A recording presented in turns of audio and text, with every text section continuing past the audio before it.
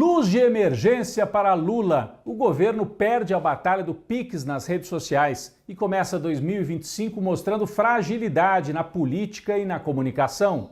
A reeleição do presidente está sob risco? Festa da extrema-direita. Trump toma posse na próxima semana, sem a presença de Bolsonaro, que teve a viagem para os Estados Unidos vetada pela justiça brasileira.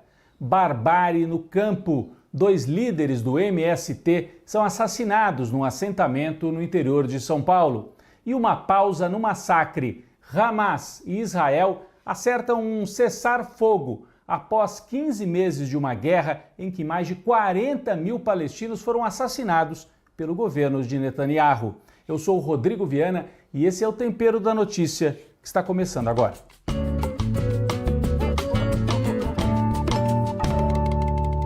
O governo Lula sofreu uma enorme derrota nesse caso do Pix.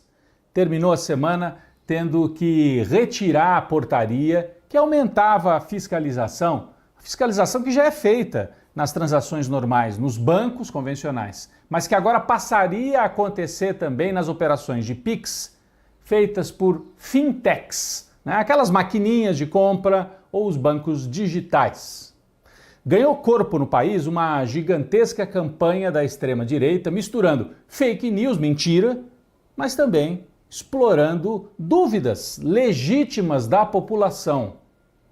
Defensores do governo acharam que bastava esclarecer, vamos explicar, as pessoas vão entender, e assim a gente refuta as fake news. Vamos refutar a ideia de que vai haver uma taxação, porque não tinha, era mentira isso, que cada movimentação de Pix ia sofrer uma taxação. Ok, mas restou uma outra dúvida. Se o governo vai aumentar a fiscalização para operações acima de R$5.000, inclusive nas maquininhas, nos bancos digitais, não haveria chance da Receita depois ir para cima, colocar na malha fina o povo que vive na informalidade, que depende dessas transações? Ficou essa dúvida e não adiantou o coordenador, o chefe da Receita Federal dizer: não, o objetivo da Receita não é o pequeno, nós queremos pegar os criminosos que usam esses caminhos para lavar dinheiro. Gente, as pessoas desconfiam de quem cobra imposto. Em algum lugar do mundo você conhece gente que acha legal quando você anuncia que vai aumentar a fiscalização? Em nenhum lugar. Desde o fim de semana anterior, eu estou entre aqueles que achavam que o governo devia retirar esta medida, rápido, porque tinha virado já um rastilho de pólvora, já dava para perceber, nas redes e nas ruas. Se falava disso o tempo todo. O governo agiu de maneira tecnocrática. É uma medida correta. E era uma medida para aumentar a fiscalização, para evitar lavagem de dinheiro e sonegação. Mas nós não estamos em tempos normais e temos que levar em conta que há do outro lado uma máquina de mentiras, de exploração para operar em casos como esse. Então, quando se percebeu, a medida é correta, nem tudo que é correto na política você pode, em todos os momentos, defender. Há momentos que você precisa recuar. E o governo demorou para recuar. Qual que é o meu raciocínio? Por que eu defendi que deveria retirar logo a medida? Essa questão do Pix não é uma questão central de governo, certo? É uma medida correta, mas não é uma questão central. Você não gasta o seu capital político numa medida lateral. Se fosse uma questão central, aí sim, você vai até o final na briga. Mas é que nem numa guerra. Você entra numa batalha, começa a perder aquela batalha. E aquela batalha não é decisiva para a guerra toda. Você vai manter o seu exército ali, vai perder o exército numa batalha que não é tão importante assim? Retira, reorganiza as tropas e se prepara para os novos combates. Bom, com algum atraso, foi isso que o governo fez. Não estou dizendo que foi bom retirar, não. Foi o menos ruim a se fazer, diante dessa confusão que se armou no país. Então, mostra a dificuldade do governo Lula, que já estava muito clara, na comunicação, mas também na avaliação política, talvez não compreender que o país de 2024, 2025, 2026 não é aquele país de 2003, 2004, 2005 no primeiro governo Lula. Tem outra configuração. Você tem uma ideologia, é cada um por si, né? Boa parte da classe trabalhadora acredita nisso, ou foi levada a acreditar. Mas nesse momento, esse combate é um combate muito complicado para ser feito, ainda mais sem os instrumentos nas redes sociais, né? Manter a proposta seria fazer o governo sangrar durante semanas, arriscando inclusive começar a assistir manifestações de rua que estavam começando a ser convocadas nas redes sociais. O vídeo daquele Nicolas, deputado de Minas Gerais, já estava fazendo de conta que haveria manifestações, tentando criar uma grande onda. Ele misturou ali fake com um raciocínio para ganhar o apoio das pessoas que trabalham por conta própria e que desconfiam da Receita Federal. Começava a se criar uma espécie de novo 2013, vocês se lembram? Quando a Dilma tinha uma alta popularidade, vieram as manifestações de 2013 por causa de 20 centavos na tarifa de ônibus de São Paulo. Aquilo virou uma onda e a popularidade da Dilma despencou. De novo, a gente ia começar a ver manifestações assim, não é só pelo PIX, é pela dignidade do povo trabalhador, assim como naquela época, não são só os 20 centavos. Aí, o governo retirou. E, nesse momento, eu acho que fez bem em retirar. Bom, a extrema-direita está cantando vitória. E foi mesmo uma vitória. Mas uma vitória que já estava dada. Na hora que o governo retira, era só reconhecer que já estava derrotado e que não queria continuar sangrando. Mas a extrema-direita canta vitória para dentro da sua bolha, que é imensa. Ok, ficou fortalecida junto aos seus militantes de extrema-direita. Mas você estanca o sangramento, que estava fazendo gente que nem é bolsonarista ficar com raiva do governo, por causa de um assunto que não é um assunto central. Bom, passado o solavanco, fica claro, a partir desse caso, que o governo precisa reorganizar suas tropas, especificamente para fazer comunicação. Nós vamos falar disso mais adiante, até porque, justamente nessa semana, o Lula acabou de trocar o ministro da SECOM. Saiu Paulo Pimenta e entrou Sidônio Palmeira para tentar dar uma estratégia com começo, meio e fim. Não pode baixar uma norma técnica falando de PIX e o governo não esclarecer a população e achar, não, nós vamos explicar que é correto. Não é assim mais que se faz política com uma extrema-direita tão mobilizada no Brasil e no mundo. Nós vamos falar daqui a pouco sobre isso. Essa mudança na SECOM precisa vir junto com uma ofensiva contra a extrema-direita, né? Que vai ser ajudada por um fato que vai acontecer nas próximas semanas. E aí, vamos virar essa página. O que vai ser?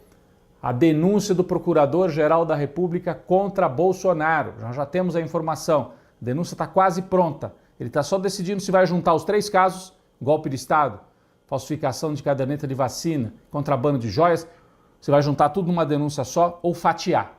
Como é que isso vai ser? O Procurador da República, o Gonê, deve apresentar isso entre fim de janeiro e começo do mês de fevereiro, e aí a pauta passa a ser julgamento de Jair Bolsonaro e dos seus asseclas. 40 indiciados ao todo pela Polícia Federal. O Bolsonaro, por sua vez, aposta suas fichas nessa ofensiva de comunicação que conta com o apoio que vem do Norte, numa onda que é provocada e que é ajudada pela posse de Donald Trump. Trump toma posse agora no dia 20, vai ser uma grande festa da extrema-direita mundial. Aliás, Jair Bolsonaro queria estar presente, pediu o passaporte de volta, porque o passaporte dele estava retido, para ir à posse, e a justiça brasileira disse, não vai, porque tem risco de fuga. Ele pode fugir, ele está para ser denunciado pela Procuradoria no caso de golpe de Estado. Mas haverá uma grande comitiva de deputados da extrema-direita brasileira lá em Washington para participar dessa festança da extrema-direita, festa dos extremistas. No campo internacional ainda, outra notícia importante dessa semana, cessar fogo entre Hamas e Israel. Ele vem num apagar das luzes do governo do Biden e será feito por etapas, né? O Hamas vai liberar reféns israelenses e Israel vai liberando também reféns e prisioneiros palestinos. Mas há um detalhe, que não é um detalhe, é algo importante. Israel continua bombardeando a faixa de Gaza nessas últimas horas antes do cessar-fogo entrar em vigor. O Netanyahu está sob pressão da extremíssima direita em Israel, que não quer acordo, quer que a guerra vá até o fim para exterminar os palestinos. Então há muita confusão, o cessar-fogo está acertado, mas precisa ver como é que ele vai ser colocado em prática. A gente torce para que isso aconteça, porque são mais de 40 mil mortos, assassinados pelos israelenses, os palestinos mortos, faixa de Gaza destruída. E agora a Europa e os Estados Unidos vão se apresentar para reconstruir Gaza e ganhar dinheiro com a desgraça que eles aprontaram lá em Gaza. O Hamas e os palestinos seguem de pé. As casas foram destruídas, mas a luta palestina não terminou aqui e pode ser vista até como uma vitória. O Hamas ainda ter reféns e ainda ter força para negociar um cessar-fogo. Não foi rendição, teve que ser uma negociação. Vamos acompanhar para que o cessar-fogo realmente aconteça e a população tenha um alívio nas próximas semanas.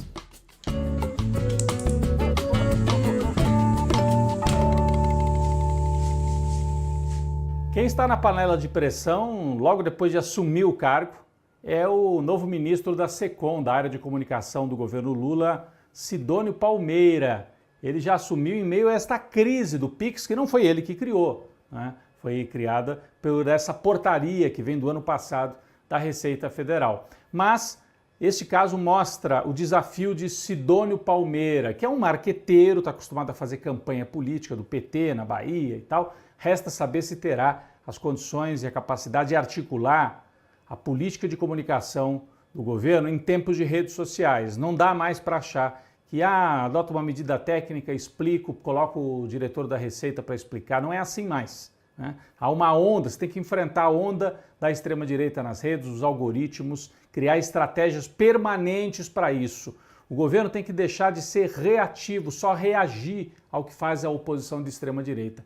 Se fosse a metáfora aí do futebol, né? A bola está o tempo todo no pé da extrema-direita, espalhando mentira. O governo tem que ficar com a bola. E isso significa gerar fatos positivos e comunicar esses fatos. Alguns deles já estão aí. O governo também precisa de uma marca política, não se trata só de comunicação. No meu entendimento, uma destas marcas, e deveria estar na estratégia central de comunicação do governo, é a ideia de isentar quem ganha até R$5 mil de imposto de renda, até porque seria uma vacina. Ficou na sociedade essa ideia de que Haddad e Lula querem taxar todo mundo, inclusive os pobres. Ficou por uma campanha de manipulação. Se você adotar uma medida que isenta quem ganha até R$5 mil, e essa é a proposta do Lula, você desfaz isso na prática. As pessoas vão falar, não, era mentira. Tanto é que estão isentando a gente do imposto de renda. Esta marca é fundamental para o Lula, para que ele possa se contrapor a esta onda da extrema-direita, para que tenha uma marca nesse terceiro governo e para que os setores mais de centro, que nem são muito de esquerda, apoiem, sigam apoiando o Lula e ele siga forte para a reeleição. Porque se ele não seguir forte até 2026, uma parte desse centrão vai para o lado do Tarcísio, governador de São Paulo, e aí o Lula vai ficar mais isolado na campanha de reeleição.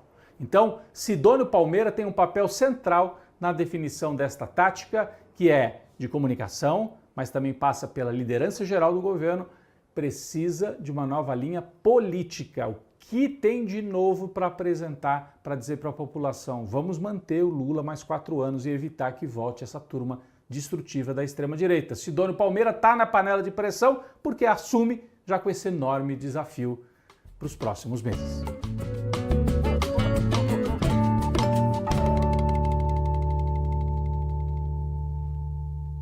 Um cafezinho para todos e todas que lutam no Brasil pelo direito à terra. Nesse mês em que o MST faz mais um aniversário, 41 anos de luta. O MST, que faz a luta pela reforma agrária, lá no primeiro congresso do movimento, no Paraná, em 1985, um ano depois de ser fundado apenas, as palavras de ordem eram terra para quem nela trabalha e ocupação é a única solução. Eram os lemas, que brotaram naquele congresso. O MST conseguiu garantir terra para mais de 500 mil famílias nesses anos todos de luta.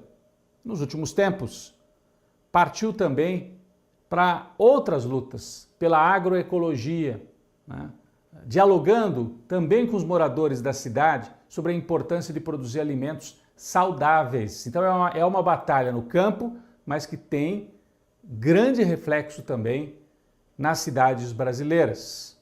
Infelizmente, muitas vezes esta luta é impedida de forma violentíssima e alguns lutadores, muitas e muitos deles, pagam com a vida. Então, a gente comemora a existência do MST, mas num momento duro, mais uma vez, com a morte de 2 líderes do movimento, desta vez no interior de São Paulo, no município de Tremembé, no assentamento Olga Benário. Foram assassinados os agricultores Valdir do Nascimento e também Gleison Barbosa. Então, o nosso cafezinho, a nossa homenagem a esses 2 lutadores que se foram em Tremembé, as famílias deles, e a todas e todos que seguirão nesta luta. Muitos e muitos anos de vida para o MST, para suas lideranças, os seus militantes espalhados por esse Brasil afora, especialmente aos 2 que se foram nesse episódio de covardia, de violência no interior paulista. Um cafezinho pela memória deles e para todas e todos que seguirão aqui na luta.